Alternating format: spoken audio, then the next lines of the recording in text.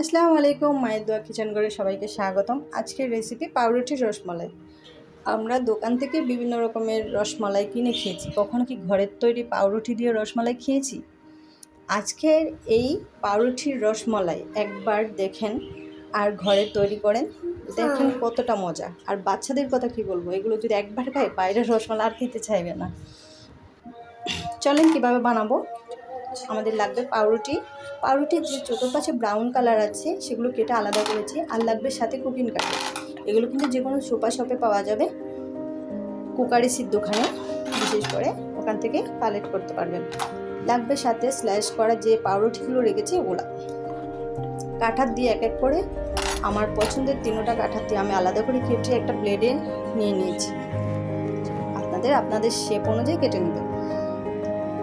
অপর পাশে আমি চুলার মধ্যে দুধ গরম বসাইছি। 1 লিটার দুধকে জাল করে আধা লিটার করেছি। তার মাঝে আমি দিয়েছি চিনি আর দিয়েছি 2 চামচ ডানো। যখন ঘন হয়ে আসছে দুধটাকে ঠান্ডা হতে দিয়েছি। অল্প কুসুম ঠান্ডা অবস্থায় আমি এক এক করে সবগুলো পাউরুটিগুলো কেটে রেখেছি ওগুলোর উপরে আমি ছড়িয়ে ছিটিয়ে দিয়েছি। এমনভাবে দিতে হবে যে রসমালাইয়ের যে রসের যেই পরিমাণগুলো দেওয়া হয় ডুবো হয়ে থাকে ও ঠিক ওভাবেই দিতে। দেখবেন এগুলা খেয়ে যখন এগুলা টইটুম্বুর হয়ে যাবে রসমালাইয়ের স্বাদটা বেড়ে যাবে। আর সাথে আরও স্বাদ বাড়ানোর জন্য বাদাম কুচি অল্প করে আমি গরম করে ওটাকে উপরে দিয়ে দিয়েছি। জাস্ট এটা সৌন্দর্যও বাড়ায় আর খেতে স্বাদটাও বাড়ায়, ওই জন্য দিলাম।